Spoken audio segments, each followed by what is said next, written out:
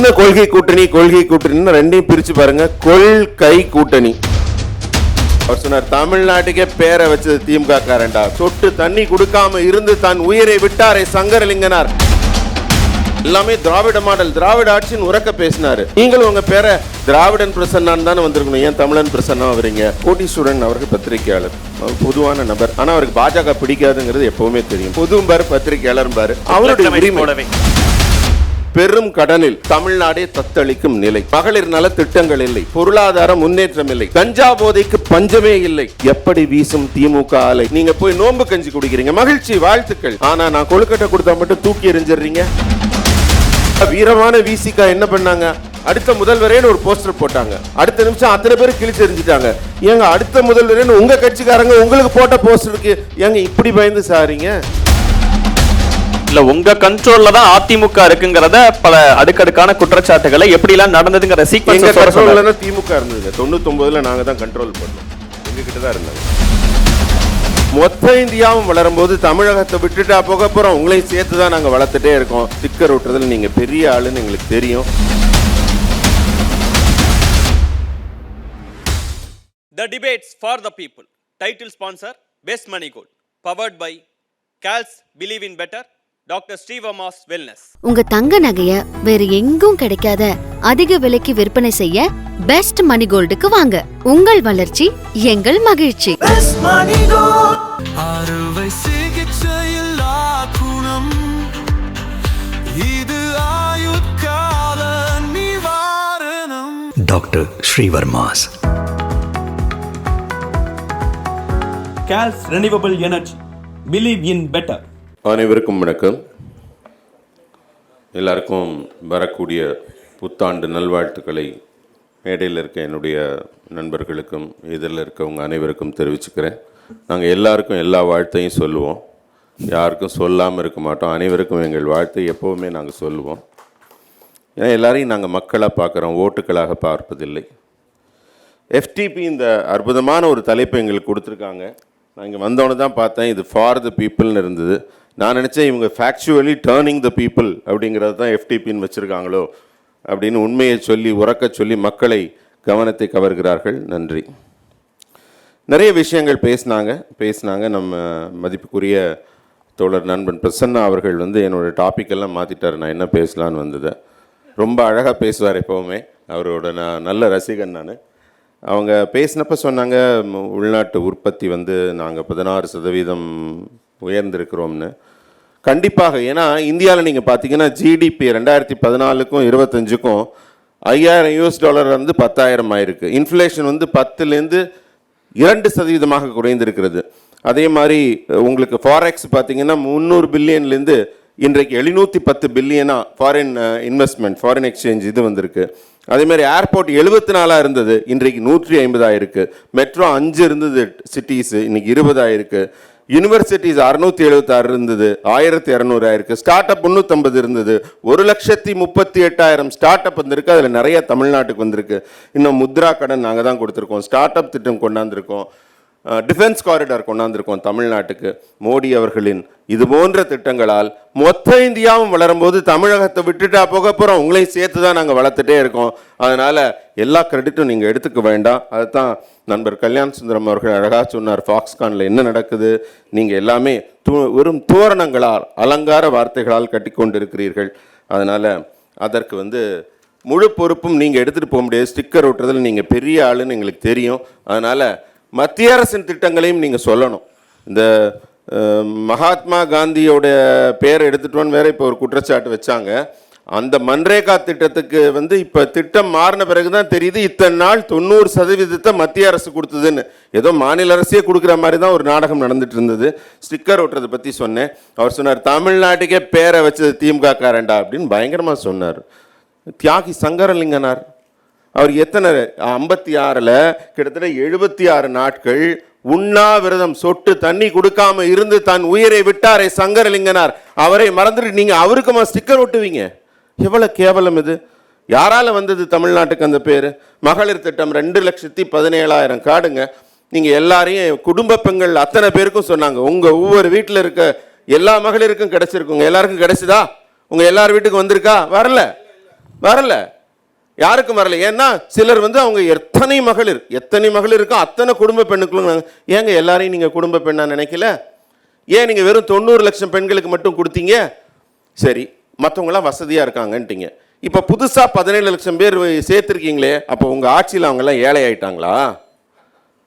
நீங்கள் ஏழை ஆக்கிட்டீங்களா அவங்கள? இப்போ புதுசாக சேர்த்துருக்கீங்க. அதே மாதிரி தமிழகமே எங்கள் குடும்பம், எல்லாமே எங்கள் பிரதர்ஸ். எவ்வளோ பெருமையாக இருந்தது தெரியுமா கேட்க? ஆனால் ஆட்சியில் மட்டும் ரத்த உறவு இருந்தால் கொடுக்குறீங்க, ஏன் வேற ஒருத்தர் கொடுக்க மாட்டேங்கிற? கட்சியில் உழைச்சவங்க யாருமே இல்லையா? அது எப்படிங்க எல்லாரும் பிரதர்ஸ் ஆவாங்க? இதை கேட்கணும் நீங்கள். அதனால பேரில் என் ரத்தத்தின் ரத்தம் அப்படின்னு புரட்சி தலைவர் சொன்னார். நீங்கள் ரத்தத்தின் ரத்தத்துக்கு மட்டும்தானே கொடுக்குறீங்க, எல்லாரையும் அப்படி நினைக்கலையே. பேரில் தான் தமிழ், எல்லாமே திராவிட மாடல், திராவிட ஆட்சின்னு உறக்க பேசினார். அப்போ நீங்கள் வந்து கலைஞர் அவர்களை எப்படி அழைக்க வேண்டும்? திராவிட தலைவர்னு தானே கூப்பிடணும். ஏன் பேரில் மட்டும் ஒரு தமிழர் தலைவர், அங்கே மட்டும் எங்கே தமிழ் வந்துச்சு? நீங்களும் உங்கள் பேரை திராவிடன் பிரசன்னான்னு தானே வந்திருக்கணும். ஏன் தமிழன் பிரசன்னா வரீங்க? பேசுறது ஒன்று சொல்கிறீங்க, பேர் ஒன்று வச்சுக்கிறீங்க, ஏன் அப்படி? இதுதான் உங்கள்கிட்ட இருக்கிற பிரச்சனையே. மக்களை குழப்பிக்கொண்டே இருக்கிறீர்கள். அதே மாதிரி நான் எந்த தனிப்பட்ட கருத்து மாறுபாடு இல்லாமல் ஒரு கேள்வியாகத்தான் முன்வைக்கிறேன். மிக முக்கியமாக நான் சொல்ல வேண்டியது இன்னும் ஒரே ஒரு விஷயம் இருக்குது. கோட்டீஸ்வரன் அவர்கள் பத்திரிகையாளர், பொதுவான நபர்.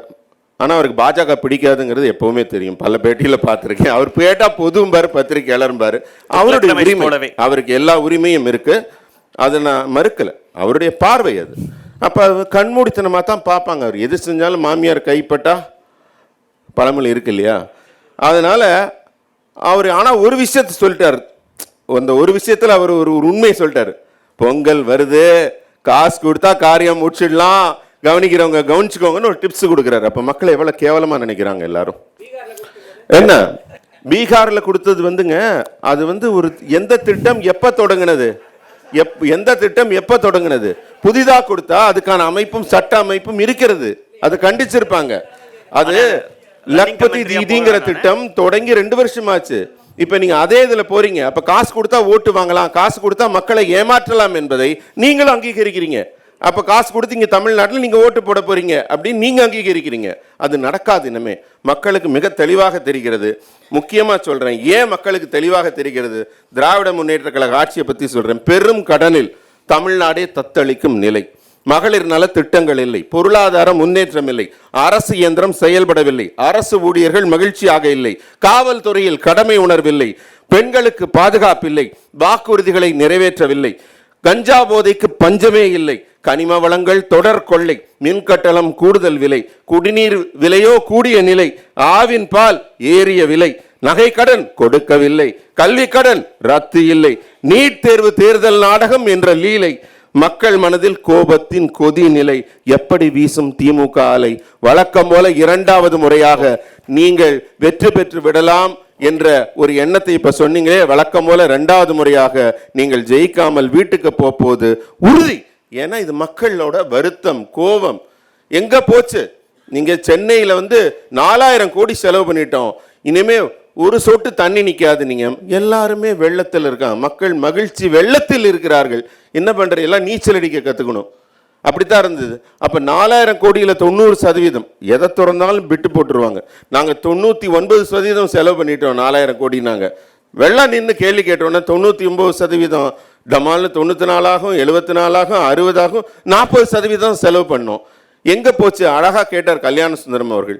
இத்தனை வருமானத்தை கணக்காட்டுறீங்கல்ல, உங்களுக்கு டாஸ்மாக்லேயே 50,000 கோடி இலக்கு நிர்ணயிச்சு போற ஒரு கேவலமான ஒரு திட்டத்தை தமிழ்நாட்டில் மட்டும்தான் செய்து கொண்டிருக்கிறார்கள். 50,000 கோடிக்கு மேல செய்யறாங்க. அந்த பணம் எல்லாம் எங்க போச்சு? மக்களுக்கு நான் இப்ப படிச்சேன், எத்தனை ஏர்போர்ட் வந்திருக்கு நீங்க பார்த்துருக்கீங்க. 10 வருஷம் முன்னாடி இருந்த ரோட்லயா இப்ப நீங்க போயிட்டு இருக்கீங்க? எந்த ஊருக்கு போனாலும் சாலை எப்படி இருக்கிறது? தேசிய நெடுஞ்சாலை இந்தியா முழுக்க எப்படி போட்டிருக்கிறார்கள்? ஏர்போர்ட் எப்படி இருக்கு? ரயில்வே ஸ்டேஷன் எப்படி இருக்கு? இன்னைக்கு எத்தனை மிக வேகமாக ஓடும் வந்தே பாரத் ரயில்கள் இயங்குகின்றன. நம்ம வாழ்க்கை தரம் எப்படி உயர்த்தப்பட்டிருக்கிறது? மத்திய அரசு வரி போடுதுங்கிறாங்க. முதல்ல ஒரு விஷயம் தெரிஞ்சுக்கோங்க, நீங்க ஜிஎஸ்டிக்கு போய் ஒரு இடத்துல ஒரு தோசை நீங்க வாங்கினீங்கன்னா அதுக்கு 10 ரூபாய் வரி என்று ஒரு எக்ஸாம்பிளுக்கு வச்சுக்கோங்க. அதுல முதல் 5 ரூபாய் மாநில அரசுக்கு கொடுத்துட்றாங்க. முதல் 5 ரூபாய் மாநில அரசு எடுத்துக்குது. அடுத்த 5 ரூபாயை மத்திய அரசு கொண்டு போய் முழுசா வச்சுக்கிறது இல்ல, இந்த திருப்பி தருதுங்கிறாங்கல்ல, அது அந்த 5 ரூபாயில திருப்பி தரும். 10 ரூபாயில பாதி இவங்க எடுத்துக்குவாங்க. எஸ்ஜிஎஸ்டி போயிடும், அப்புறம் தான் சிஜிஎஸ்டி. அந்த மிச்சம் 5 ரூபாயில தான் இப்போ 40% தர்றோம். நீங்கள் ஒரு 10 ரூபாயில நீங்கள் முதல்ல 5 ரூபா, அப்புறம் மிச்சம் நாங்கள் 20 ஒரு 7 ரூபாய் எடுத்துட்டு போயிடுறீங்க. நாங்கள் வெறும் 3 ரூபாயில இந்தியாவையே உயர்த்தி கொண்டு இருக்கிறோம். 7 ரூபாய் வாங்கிட்டு போய் எங்க வச்சிருக்கீங்க, யாரு கொடுத்தீங்க? அதுதான் அவர் கேட்ட கேள்வி. முதல் சுற்று கருத்தா? மக்கள் முடிக்கிறேன், கடைசி செய்தி சொல்லி முடிக்கிறேன். மக்கள் பிரிவினைவாதத்தையும் வெறுப்புவாதத்தையும் விதைத்து ஆட்சி அறுவடை செய்து விடலாம் என்று திருப்பரங்குன்றம் விஷயம் நாம் விரிவாக பேச வேண்டும் நினைத்தேன். அதனால அவங்க என்ன செய்யறாங்க, இன்றைக்கு சிறுபான்மை ஆதரவு அதை மட்டும் காட்டணும்னு நினைக்கல, பெரும்பான்மையை கொஞ்சம் அச்சப்படுத்தினால், அவங்களை இழிவுபடுத்தினால் சிறுபான்மை ஆதரவு அமோகமாக கிடைத்துவிடும் என்று கேக்க வெட்டி சாப்பிடுறாங்க. நீங்க போய் நோன்பு கஞ்சி குடிக்கிறீங்க, மகிழ்ச்சி, வாழ்த்துக்கள். ஆனா நான் கொழுக்கட்டை கொடுத்தா மட்டும் தூக்கி எறிஞ்சிடுறீங்க, என்னை அவமானப்படுத்துவது இல்லையா? அது என்ன மதவாதம்? நீங்க தான் மதவாதம் பேசுறீங்க, நீங்க தான் பிரிவினைவாதம் பேசுறீங்க, நீங்க தான் வெறுப்புவாத அரசியல் செய்கிறீர்கள். நாங்கள் அத்தனை பேரையும் மக்களாக பார்க்கிறோம், நீங்க மட்டும்தான் ஓட்டா பார்க்குறீங்க. நேற்று உதயநிதி ஸ்டாலின் அவர்கள் அந்த மாநாட்டில் பேசினார். 9 முறை அமித்ஷாஜி பேரை சொல்றார், 11 முறை சங்கிங்கிறாரு, 4 முறை சனாதனங்கிறாரு. ஒரு முறை கூட ஜீசஸ் பேரை சொல்லல, ஒரு முறை கூட மதர் மேரி சொல்லல. ஆனா 3 தடவை உதயசூரியன் சின்னத்துக்கு வாக்களித்து விடுங்கள்னு ஒரு கிறிஸ்துமஸ் விழால பேசுறாருன்னா, நீங்க கிறிஸ்துமஸ் கொண்டாட போனீங்கன்னா ஓட்டு அறுவடை செய்ய போனீங்களா? இதுதான் உங்க சிறுபான்மை ஆதரவா? அதனால உங்களுடைய உண்மை வெளிப்பட்டு விட்டது. இனி ஒரு முறை திமுக ஆட்சியை கனவிலும் நினைத்து பார்க்க முடியாது. எங்களுடைய தேசிய ஜனநாயக கூட்டணி அதிமுக இங்கு தலைமையேற்று நடத்துகிறது. எடப்பாடி அவர்கள் தலைமையில் மிக சிறப்பாக மீண்டும் ஆட்சிக்கு அவர்கள் வரப்போகிறார்கள் என்று கூறி விடைபெறுகிறேன். மீண்டும் ஒரு முறை மதிப்புக்குரிய நண்பர் ஆளுநர் ஷா நவாஸ் அவர்கள் ரொம்ப அருமையாக நிறைய கருத்துக்கள் முன் வச்சார். அவருக்கு மட்டும்தான் நான் பதில் சொல்ல வாய்ப்பு கிடைக்கல, இப்போ ஒரு வாய்ப்பு கிடைச்சிருக்கு. கொள்கை கூட்டணினாரு, அழகான தமிழ் பேசுவாங்க அந்த கூட்டணியில் எல்லாரும். அது குறிப்பாக திமுக தோழர்களோட தமிழ் நான் நிறைய கவனிச்சிருக்கேன், அங்கேயே இருந்து, இந்த தொலைக்காட்சியிலேயே இருந்து. என்ன கொள்கை கூட்டணின்னு ரெண்டையும் பிரித்து பாருங்க. கொள்கை கூட்டணி எல்லா கூட்டணி கட்சிக்கும் கொடுக்குறாங்க, இவங்க வாங்கிக்கிறாங்க. அதுதான் சொல்றாங்கிறது எனக்கு இப்பதான் புரியுது. ஏன்னா அவங்கெல்லாம் அப்புறம் வெளிப்படையாக சொன்னாங்க இல்லையா, எங்க கூட்டணியில் எல்லா முடிவும் நாங்க தான் எடுக்கிறோம் அப்படின்றாங்க. இதை சொல்றதுக்கு உங்களுக்கு திமுக பர்மிஷன் கொடுத்துருக்கு, பரவாயில்ல, அந்த உரிமையில தான் பேசுறீங்க. ஏன்னா உங்க கட்சியை சேர்ந்த ஆதவர்ஜுனா அதை நீங்கள் விளக்கம் சொல்றீங்க. ஆனா எதுக்காக அவரை நீக்கினீங்கன்னு சொன்னீங்களா? இளவரசர் குடும்ப ஆட்சின்னு சொன்னதுனால தானே அவர் தூக்க போட்டீங்க. அது எதுக்காக வெள்ளமிச்சிங்க? அவர் கட்சிக்கு கொள்கைக்கு முரண்பாடாக நடந்தார். என்ன முரண்பாடு? உங்க கட்சிக்கு முரண்பாடாக நடக்கல, திமுகவுக்கு முரண்பாடாக நடந்தார் என்பதால் தூக்கி எறியப்பட்டார் உங்க கட்சி தலைவர். சரி, அவர் மட்டும்தான் அப்படியா? கம்யூனிஸ்ட் கட்சியில சண்முகம் அவர்கள் திமுக விமர்சிச்சார், அடுத்த நாளே தலைவர் பதவி காலி. சரி, விசிகா, வீரமான விசிகா என்ன பண்ணாங்க? அடுத்த முதல்வரேன்னு ஒரு போஸ்டர் போட்டாங்க. ஐயோ, அதை நான் போடலன்னு பேட்டி கொடுக்குறாரு பத்திரிகைக்கு. அடுத்த நிமிஷம் அத்தனை பேர் கிழிச்சு எறிஞ்சிட்டாங்க. ஏங்க அடுத்த முதல்வரேன்னு உங்க கட்சிக்காரங்க உங்களுக்கு போட்ட போஸ்டருக்கு ஏங்க இப்படி பயந்து சாரீங்க?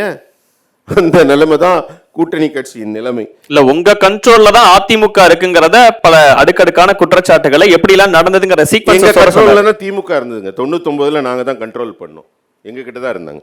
அதனால நீங்க முக்கியமா இன்னொரு விஷயம் பார்க்கணும். காங்கிரஸ் கட்சி ராகுல் காந்தி குடும்ப ஆட்சியிலேருந்து காணாம போயிட்டார். மகாராஷ்டிரால உத்தவ் தாக்கரே குடும்ப ஆட்சி காணாம போயிட்டார். பீகார்ல தேஜஸ்வி குடும்ப ஆட்சி காணாம போயிட்டார். தெலுங்கானால சந்திரசேகர் ராவ் குடும்ப ஆட்சி காணாம போயிட்டார். அடுத்து காணாமல் போகக்கூடிய குடும்ப ஆட்சி தமிழ்நாட்டில் நடக்க இருக்கிறது. இங்கேயும் ஒரு குடும்ப ஆட்சி காணாம போகுது.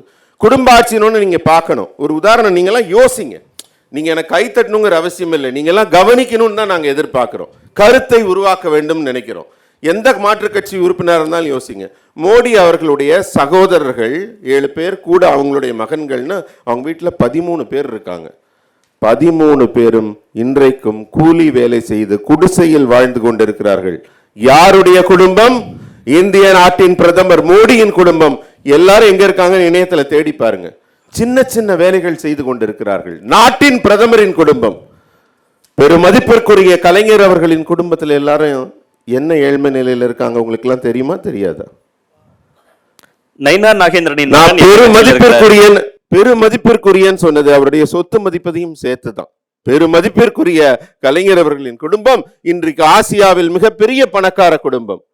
இதுலேருந்து நீங்க கட்சியுடைய தலைவர்கள் நிலை, அவங்க ஆட்சி செய்யும் நிலையை புரிஞ்சுக்கணும். அப்பதான் உங்களுக்கு மக்கள் நிலை புரியும். அடுத்ததாக முக்கியமா சொன்னாங்க இந்த தமிழ், ஒரே ஒரு செய்தி சொல்லி முடிக்கிறேன். தமிழ்ல இவங்க பாரதியார் பாரதிதாசனை கொண்டாடினார்களான்னு ஒரு கேள்வி கேட்டார். நான் கேட்கிறேன், நீங்க அப்பர், சம்பந்தர், சுந்தரர், மாணிக்க வாசகர் இவர்களெல்லாம் கொண்டாடினீர்களா? பாரதியை கொண்டாடினீர்களா? தமிழை சனியன் என்று எவர் சொன்னாரோ அவரை நீங்க தலைவராக கொண்டாடுகிறீர்கள். யாமறிந்த புலவரிலே தமிழ் மொழி போல் இனிதாவது எங்கும் காணேம்னு சொன்னாரு. அந்த பாரதிய பாப்பான அடிங்கிறீங்க, நீங்க கொண்டாடவில்லை. அதனால உங்களுடைய தமிழ் பற்று எங்களுக்கு மிக தெளிவாக விளங்குகிறது. சமூக நீதி சமூக நீதின்னு பேசுறாங்க. அவங்களுக்கும் நான் ஒரு விஷயம் ஆளூர் ஷானவாசன் எனக்கு சொல்லணும். உங்க சமூக நீதியை நாங்க பார்த்தோம். உங்க தலைவர் போன கார்ல ஸ்கூட்டர்ல போன ஒருத்தர் அடிபட்டார், அப்புறம் உங்களால் மிதிபட்டார். அந்த மிதிபட்ட அந்த ஒரு வழக்கறிஞர் மேல நீங்க இன்னும் கொஞ்சம் மேல கேஸ் தான் போட்டீங்களே தவிர அடிச்ச ஆள் மேல கேஸ் கிடையாது. அடிச்ச ஆள் மேல கேஸ் கிடையாது. லேசா தட்டணுங்கிறீங்க. தட்டுனதே இந்த நிலைமைன்னா உங்க கையில ஆட்சியை கொடுத்தா என்ன ஆகும்? புரட்சியாளர் அம்பேத்கரை பழிக்கலாமா அப்படின்னு ஒரு கேள்வி கேட்கிறாங்க. புரட்சியாளர் அம்பேத்கர் சொல்லி இருக்கிறார், சமஸ்கிருதம் தான் தேசிய மொழின்னு. அவரை நீங்க பழிக்கலாமா? அப்ப ஏத்துக்கொள்வீர்களா? புரட்சியாளர் அம்பேத்கர் எழுதி இருக்கிறார், சமஸ்கிருதம் தான் தேசிய மொழி. நிறைவுக்கிறது. அதனால நிறைவாக சொல்கிறேன், இன்றைக்கு தமிழ்நாட்டில் திமுகவின் எதிர்ப்பு அலை மிக வேகமாக வீசுகிறது. 2வது முறை ஆட்சிக்கு வருவோம் என்று அவர்கள் கனவு பலிக்கப் போவதில்லை. தமிழ்நாட்டில் என்டிஏ கூட்டணி ஆட்சி மீண்டும் வரும், மிக பெரிதாக வரும். நன்றி, வணக்கம்.